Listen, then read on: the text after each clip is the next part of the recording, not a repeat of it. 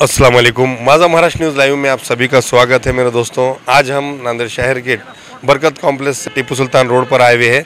यहाँ पर किस तरीके से यहाँ रोड को गड़े थे और लोगों को दिक्कत का सामना करना पड़ रहा था। जिस तरीके से रऊफ ज़मींदार ने यहाँ पर पाठपुरावा करते हुए राष्ट्रवादी के सभी कार्यकर्ताओं ने ये रोड का काम को अंजाम दिया और आज जो है कमिश्नर साहब का जो उन्होंने आभार व्यक्त कर रहे हैं, शुक्रिया अदा कर रहे हैं।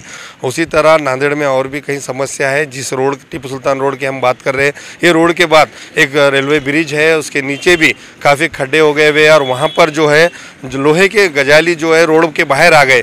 कहीं भी कभी भी कुछ अपघात हो सकता है, किसी की जान जा सकती है। हम रऊफ ज़मींदार से ये भी कहेंगे कि जिस तरीके से रेलवे ब्रिज के नीचे जो गड्ढे हो गए उसके बारे में भी कुछ करें। जिस तरीके से रोड का काम किया है और इस रोड के काम के बारे में कमिश्नर को क्या कहना चाहते हैं बाड़ू नरवाड़े हैं, हमसे जानेंगे।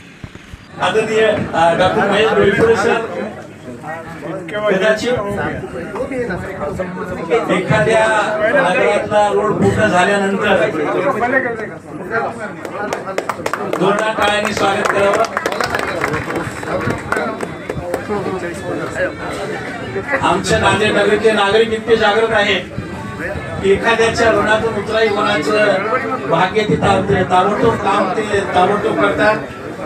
12 वर्षापासून वार्ड नंबर 20 मधला जो रस्ता होता तो अपूर्ण होता। आदरणीय कमल कदम साहेबांच्या प्रेरणेने मार्गदर्शनाने महापालिकेचे आयुक्त डॉक्टर महेश डोईफोडे यांनी पूर्ण केला। त्याबद्दल या दोघांचा सन्मान नागरिकांच्या वतीने करण्यात येत आहे।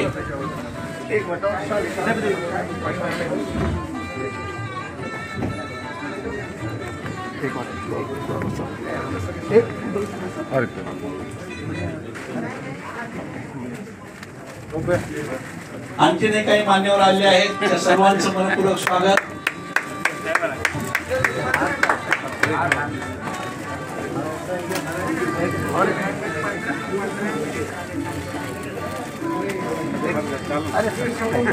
एक काम करेंगे, थोड़ा ऐसा होता 2 साइड ठहर सर्वांची विनंती नागरिकांना थोडंसं धी आकारात उभं राहावं। NCP शरदचंद्र पवार गटाच्या वतीनं नेकलेस रोड टिपू सुलतान रोडचा 2022 पासून पाठपुरावा चालू आहे। त्या पाठपुराव्याच्या अनुषंगानं सन्माननीय आयुक्त साहेबांनी त्याची दखल घेऊन या रोडचं थोडंसं आता डांबरीकरण केलेलं आहे। एक लेयर टाकलेला आहे, डांबरीकरण केलेलं आहे। त्यामुळं लोकांना आता थोडासा एक याचा श्वास मिळालेला आहे, मोकळा श्वास मिळालेला आहे। नाहीतर या रस्त्यावर अगोदर नुसते अपघात व्हायचे आणि लोकांना जाण्या येण्यासाठी त्रास व्हायचा, चालण्यालासुद्धा त्रास व्हायचा। परंतु आमचे नेते माननीय रऊफ जमीनदार यांनी मागच्या 2 वर्षापासून पाठपुरावा केल्यामुळं या रोडचं आता डांबरीकरण झालेलं आहे। तर या डांबरीकरणामुळं आम्ही महानगरपालिकेमध्ये आंदोलनसुद्धा केलं होतं। तर त्या आंदोलनाची दखल आयुक्त साहेबांनी घेतली। त्या आंदोलनाला आमचे नेते राज्याचे माजी शिक्षण मंत्री माननीय कमल किशोर कदम साहेबसुद्धा आले होते। त्यांनी तिथं येऊन आमच्या आंदोलनाला भेट दिली। दस्तूरखुद स्वतः येऊन आयुक्त साहेबांना बोलले।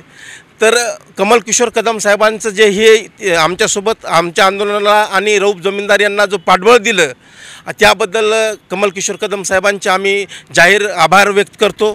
त्याचबरोबर रऊफ जमीनदार यांनी जे सतत याचा पाठपुरावा केला, या रस्त्यामधून या खड्ड्यामधून जे रस्ता निर्माण झाला, हा रस्ता निर्माण करण्याच्या पाठीमागं फक्त रऊफ जमीनदार यांचा मोठा सिंहाचा वाटा असून यामध्ये कुणीही क्रेडिट घेण्याचा प्रयत्न करू नये।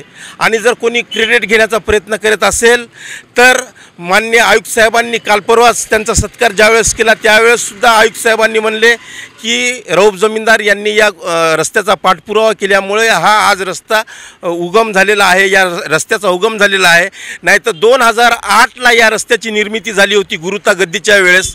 त्यानंतर या रस्त्याला इथल्या स्थानिक पातळीवरच्या जे स्वतःला स्वयंघोषित नेते समजतात त्या नेत्यांनी या रस्त्याला तीळमात्र दखल न घेता या रस्त्याचा पाठपुरावा केला नाही। परंतु रऊफ जमीनदार यांनी पाठपुरावा केल्यामुळे आज हा रस्ता अस्तित्वात आला आणि मोठ्या प्रमाणावर इथं रहदारी सुरू झालेली आहे।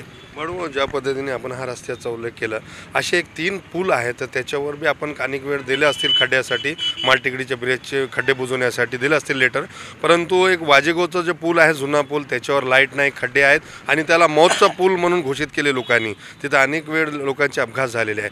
दुसरा पूल आहे तर बाफनाचा, तिथं ते मोठे आपण गेले असतील तर तिथं मोठा खड्डा झाला, ते मौत का कुवा असा पूलचं नाव दिला.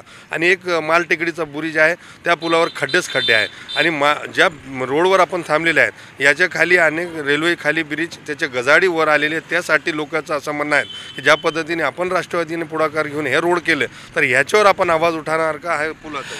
नाही, कसं आहे, मागच्या 2.5 वर्षापासून रऊफ जमीनदार यांच्या नेतृत्वाखाली जवळपास जुन्या नांदेड शहराचे जे तुम्ही जे भाग म्हणलात त्या सगळे बाफना टी पॉईंटपासून बाफनाचे रोड, त्यानंतर बसस्थानकाला जोडल्या जाणारा रोड, त्याच्यानंतर महाटेकडीचा रोड, या सगळ्या रोडचे पाठपुरावा केलेला आहे.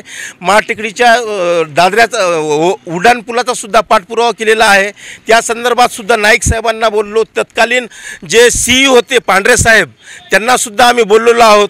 आणि रऊफ जमीनदार यांच्या पाठपुराव्यामुळे हा रोडची सुरुवात झाली, हा रोड पूर्ण झालेला आहे. आणि ज्या रोडचे तुम्ही उल्लेख केला त्या रोडला बऱ्याच जागी पॅचेस केलेले आहेत आणि आता काही रोडचे टेंडर टाकण्यात आलेले आहेत आणि भविष्य काळामध्ये काही दिवसातच, अवघ्या काही दिवसामध्ये रोडचे कामसुद्धा सुरू होणार आहे. आता कसं झालं माहीत आहे काय, रऊफभाई जमीनदार यांनी रस्ता केल्यामुळं काही लोकांच्या मागं धूर निघायला आहे. त्याच्यामुळं कसं झालं आहे, आता ॲक्च्युअल याला मुंबईला जाऊन निधी आणायचं असतं तर हा रस्ता याच्यापेक्षा पक्का झाला असता. आयुक्त साहेबांनी रऊफ जमीनदार यांच्या याला किंमत ठेवून आणि सन्माननीय आदरणीय कमल किशोर कदम साहेब यांच्या मान्यता केलेला आहे. हा रस्ता पक्का झाला होता 2008मध्ये, त्याला का लोटून गेला, त्यावेळेस नगरसेवक असतील, परंतु आता कुठून मुंबईहून कुठून निधी आला, काय निधी आला, जे सांगत असतील त्यांनी दाखवावं कागदपत्र आणि स्पष्ट करावं की निधी आणला म्हणून. निधीच आणला नाही. स्वतः दस्तूरखुद आयुक्त साहेब आम्हाला म्हणले की बाबा आमच्याकडे पैसे नाहीत, पण आम्ही इकडून तिकडून जोडून या रस्त्यासाठी पैसे जमा करायला होतो आणि हा रस्ता त्यांनी बनवला. काही मध्ये काळात हा रस्त्याचा काम सुरू होता, त्या वेळेवर काम थांबण्यात आलं होतं, ह्याचं काय कारण असेल? आता कसं आहे, इथं राजकारण चालू आहे. मला वाटते इथं नागरिकांच्या सोयीसुविधाविषयी कोणाला पडलेलं नाही. जे ते आपली पोळी भाजण्याच्या प्रयत्नात आहे.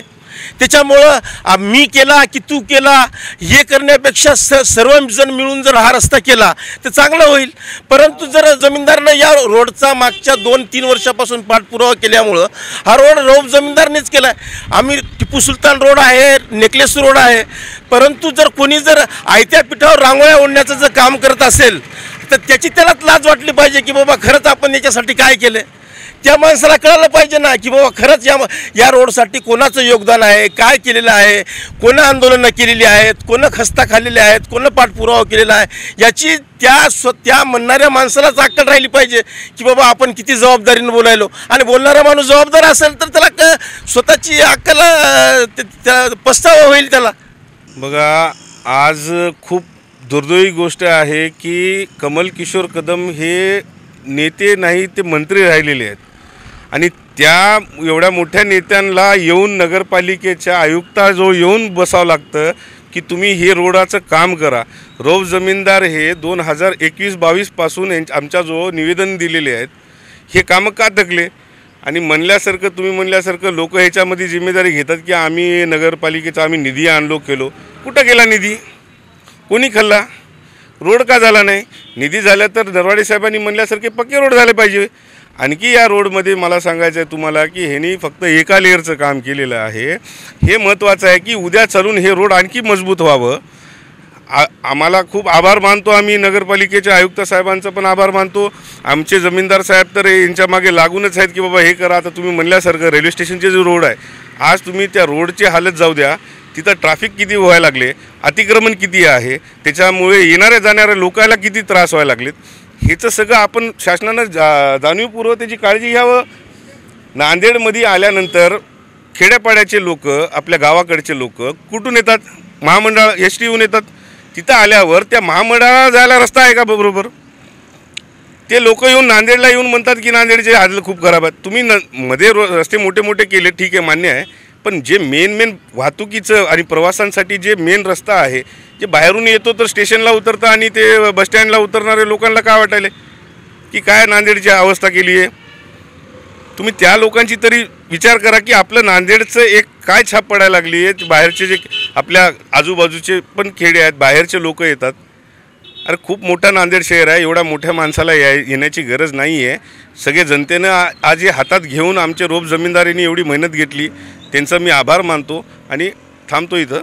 आपण जसं म्हणलं की इथं मोठ्या माजी शिक्षण मंत्री कमल किशोर कदमला यावं लागलं, पण असं काही ठिकाणी आम्ही बघितलेलं आहे की एका कॉलवर काम होतो कोणा नेत्याचं. तर मग असं का की एकाच महापालिका एकाची आहेत असं दिसते काय? फक्त एका नेत्यानं सांगितलं काम थांबते, एका नेत्यानं म्हणलं काम होते, मग कमल किशोर कदमला तिथं जावं लागलं, म्हणजे तिथं एकच नेता चलते का? नांदेडमध्ये सर्वांना माहिती आहे की तो एक नेता कोण आहे, कोण होता, आणि आता पण त्यांचं कसं म्हणजे झुकूंगा नाही झाला. मग पुढच्या काळात आणखी असं आमच्या राष्ट्रवादीला ह्यांनी दाबण्याचं काम आधीपासून करत आलेले आहेत. आम्ही आंदोलन करणार आणि ह्यांनी याचं क्रेडिट घेऊन जाणार की आम्ही हे काम आधी मार्गी लावलेलं आहे. निधी नाही यांच्याजवळ, काही नाही यांच्याजवळ. नगरपालिकेचे आयुक्त म्हणतात की बाबा आम्ही गोळा करू या रस्त्याला लावलं, कारण यांच्यावर आम्ही प्रेशराईज केल्यामुळे हे रस्ता झालेला आहे. थांबण्याचे प्रयत्न केले, खूप थांबण्याचा प्रयत्न केले. 21 पासून 2008चे गुरुत्वागतीचे आणखी ह्यांनी रस्ते निधी आलेली कुठं गेली ती? तुम्ही म्हणल्यासारखे जे पुलं झालेत, आणखी बरेच काही पुलाचे कामसुद्धा झालेले नाहीत. फक्त नावाला पुलाचं नाव आहे, तिथं पुलच नाही, उडान पुलच नाही. आज देगलूर नाका बघा, देगलूर नाक्यावर जे ट्रॅफिक जमते तिथलं अतिक्रमण कोणाचं काम आहे ते बाजूला करायला किती वेळ लागते? शासनानं हातात घेतलं तर 1 तासामध्ये ते काम होते. तुम्ही इथं छोट्या व्यापाऱ्याला तुम्ही जेवढं त्रास द्यायला लागलेत, पानटपरीवाल्याला एवढं त्रास आहे, अरे ते सोडून तुम्ही हे बघा ना इथं काय चालले. मूळ अतिक्रमण बघा ना, देगलूर नाक्यावर आहे, रेल्वे स्टेशन जवळ आहे, हे आपल्या इथं आहे, काय म्हणतात त्याला, बस प्रायव्हेट बस लागलेले आहेत बापना टी पॉईंटला. तुम्ही ते अतिक्रमण उठवा ना, तुम्ही रस्ते बनव. ते तर लय लांब राहिले हो रस्ते बनवायचे. हे लोक फक्त बोलायला आहेत. आता इलेक्शनच्या आता नगरपालिका जवळ आल्यानंतर यांनी म्हणा आम्ही केलो. कुठं आहे दाखवा ना पाठपुरावा. आमचा 2021 पासून पाठपुरावा आहे आमचा. ताज्या बातम्या पाहण्यासाठी माझा महाराष्ट्र लाईव्ह या आमच्या न्यूज चॅनलला सबस्क्राईब करा. व्हिडिओ आवडल्यास व्हिडिओला लाईक आणि शेअरही करा.